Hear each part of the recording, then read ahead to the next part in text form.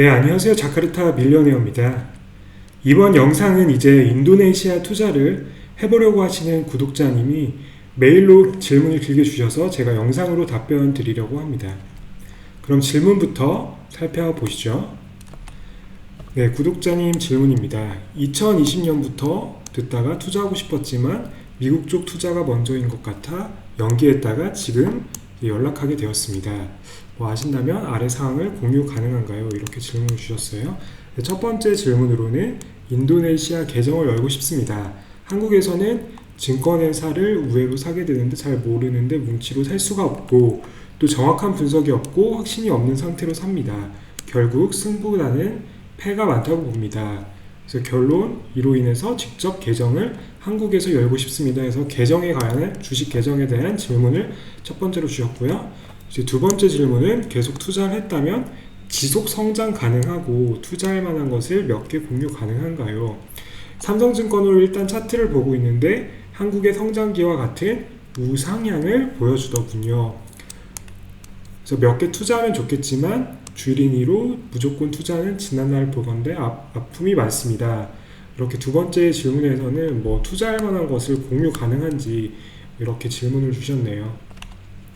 세 번째로는 투자 쪽에서 일하시나요? 이유는 성장하는 회사를 보고 투자를 하고 정보를 지속적으로 알기도 어렵고 또 인도네시아 언어도 모르면 어렵지 않나요? 영어는 조금 합니다. 해서 언어에 대한 그리고 정보에 대한 그런 질문을 주셨고요. 네 번째, 경제 상황입니다. 미국의 양적 투하로 인한 금리 인상, 이로 인해 신흥국은 돈이 빠져나간다면 들어가는 타이밍이 늦지 않을까요? 미국처럼 해지 상품이 존재하나요? 타이밍에 관한 매크로적인 질문도까지 주셨어요.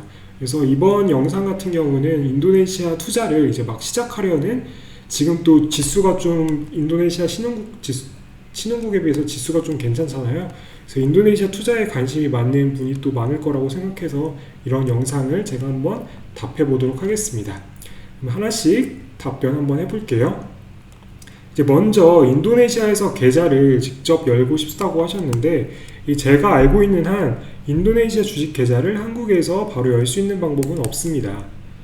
그래서 이거는 불가능하다고 말씀드리고 싶고요. 인도네시아 주식 계좌는 인도네시아 현지 은행과 연계가 되어 있어야 하기 때문에 이걸 RDN이라고 부르거든요. 그래서 인도네시아 현지 계좌를 개설 못 하시고요. 인도네시아 거주하시는 분은 개설할 수 있지만 한국에서 바로 계정을 열고 싶다고 하는 것은 불가능하십니다. 그래서 한국에서 NH투자증권도 있고요, 또 미래에셋도 있고, 또 키움도 있고, 또 한국투자증권 같이 여러 대형 증권사들이 인도네시아 주식 서비스를 제공을 하고 있기 때문에 그 증권사들을 통해서 매매를 하시면 될 것 같습니다.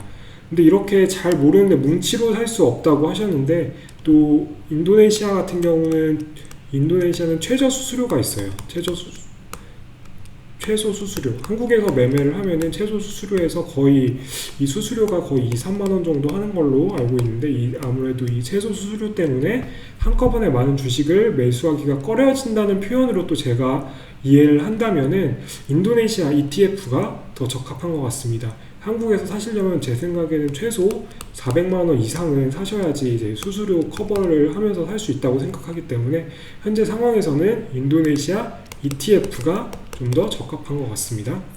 또한 정확한 분석이 없고 확신이 없는 상태로 삽니다. 맞습니다. 이 정확한 분석과 확신이 없으면 승보다는 패가 많다고 본다고, 이건 저도 동의를 하고요. 그래서 저는 질문을 주신 구독자님께는 현재는 이제 분석이 없고 확신이 없는 상태로 개별 주식에 투자하는 것보다는 한국이나 미국에 상장되어 있는 인도네시아 ETF를 사는 것을 우선 권해드립니다. 미국에 상장되어 있는 인도네시아 ETF는 EIDO랑 그 다음에 IDX 있고요. 아니면은 한국에 상장되어 있는 이 킨덱스 인도네시아 MSCI 합성, 이거를 매수하셔도 됩니다. 지금 성과가 좋죠. 그래서 1년 수익률을 보면 28.58%가 지금 수익이 나고 있으니까 이거를 매수하셔도 되는데, 이거는 유동성이 그렇게 많지가 않은 것이 단점이에요. 두 번째 질문으로 이제 가보면은 지속 성장하고 그 다음에 투자할 만한 것을 몇 개 공유 가능한가요? 이런 식으로 질문을 주셨거든요. 그 삼성증권으로 차트를 보고 있는데 우상향을 보여주더군요. 아마 이런 인도네시아 종합 주가 지수 우상향하는 것을 확인하신 것 같습니다. 엄청나게 올랐죠. 그래서 우상향하는 것을 보고 있고 앞으로도 우상향할 것이라고 믿기 때문에 저도 투자를 하는 거고요. 이제 몇 개를 이제 투자하면 좋겠지만 개별주를 투자하면 좋겠지만 이제 무조건 투자는 그러니까 두려우신 거죠. 이제 아픔이 많다고 하셨는데 투자에 대한 경험도 그렇게 많지는 않으신 것 같고요. 그래서 제 생각에는 요거에 대한 해결책은 이제 ETF로 아까 말씀드린 바와 같이 소액으로 먼저 시작을 먼저 해보시고 종목 같은 경우에는 또 3분과 연결이 또 되는데요. 이 성장하는 회사를 보고 투자를 하고 또 정보를 지속적으로 알기도 어렵고 그리고 인도네시아 언어를 모르면 저는 이런 경우에는 중소형주보다는 인도네시아 대표적인 대형주 위주로 투자를 하시기를 권해드립니다. 대형주를 시간 되실 때마다 차근차근 하나씩 살펴보시는 거죠. 대형주에서 1위 종목들을 하나씩 시간 나실 때마다 영어를 하신다고 하셨으니까 보시면 될 것 같아요. 어떻게 보냐? 예를 들어서 이제 simplyworldst.com과 같은 이 사이트 들어가면은 이 디스커버 이런 데 들어가가지고 인도네시아 마켓, 그 다음에 인더스트리 선택을 할 수 있거든요. 종목을 보기 편하게 되어 있습니다. 예를 들어서 인도네시아 마켓 중에 그 다음에 은행, 뱅크란을 제가 선택을 했다 하면은 이 시가총액별로 이렇게 쭉 볼 수가 있어요. 높은 시가총액부터 쭉 볼 수가 있어서 뭐 간단한 밸류에이션도 볼 수 있고 또 배당률도 볼 수 있고요.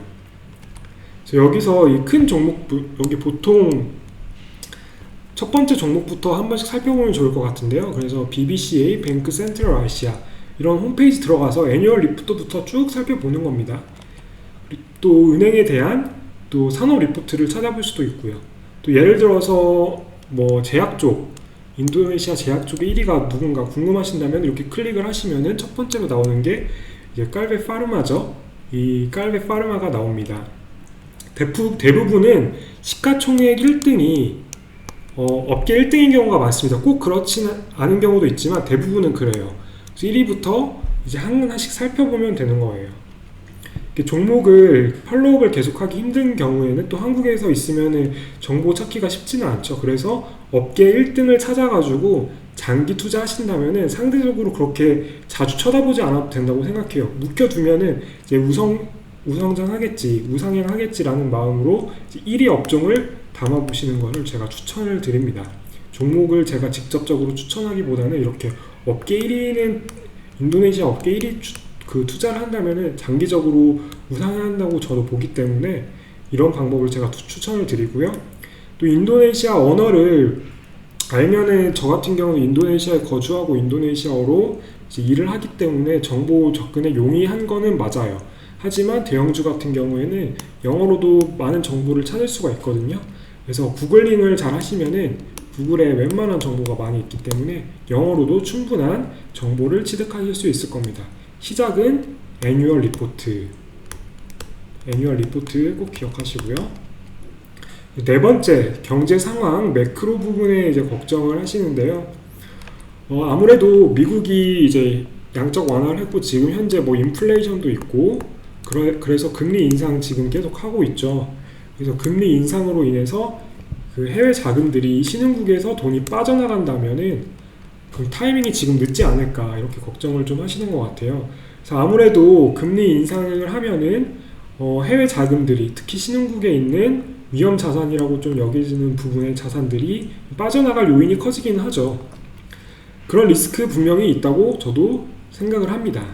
하지만 현재 우크라이나 전쟁으로 이제 러시아의 빈자리에 뭐 인도네시아나 브라질이나 뭐 이런 대체 투자가 뜨고 있기는 반사이익도 없고 또 뜨고 있기도 하고 있거든요.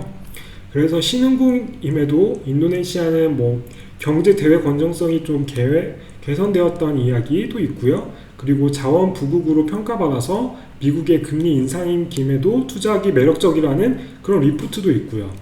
그래서 평가는 이렇게 평가가 다른 기사가 있기도 해요. 그래서 따라서 이제 매크로의 영향을 대비한 자산 배분이 중요한 것이라고 생각해요. 이렇다고 뭐 타이밍을 잰다고 투자를 안 하는 것도 아니고 투자를 한다고 몰빵하는 것도 아니고 자산 배분을 일정 부분 하는 게 중요하다고 생각합니다. 일정 부분 돈을 담그고 있어야 된다. 저는 이렇게 생각을 해요. 그래서 저도 인도네시아에 주로 투자하고 있지만 부동산도 갖고 있고 미국 주식도 하고 있고 중국 주식도 하고 있고 코인도 있고 한국 주식도 하고 있고 여러 가지 저는 나눠서 하거든요. 그래서 투자의 타이밍엔 저는 답이 없다고 생각을 합니다. 그래서 최대한 분할해서 장기적으로 끌고 가는 것이 최선이라고 생각을 하고 있고요. 또 제가 알고 있기로는 이런 해지 상품이 인버스 상품이 미국과 같이 이제 활발하게 되어 있지 않기 때문에 아직은 인도네시아 인버스 상품은 일반 대중이 투자할 수 있는 방법은 아직까지는 없는 것으로 알고 있고요. 혹시 아는 분은 댓글 달아주시면 감사하겠습니다. 그래서 지금 이렇게 관심을 많이 갖고 계신데 일단은 ETF로 시작을 하셔가지고 또 이제 개별주로 넘어가시는 방법으로 해서 인도네시아 시장에 투자하셔서 좋은 투자 성과를 거두셨으면 하는 바람입니다. 인도네시아 전망 좋습니다. 이번 영상도 이렇게 시청해주셔서 감사드리고요. 알림 설정 꼭 하셔가지고 다음 영상 소식 바로 받아보세요. 네, 감사합니다. 자카르타 밀리언웨어였습니다.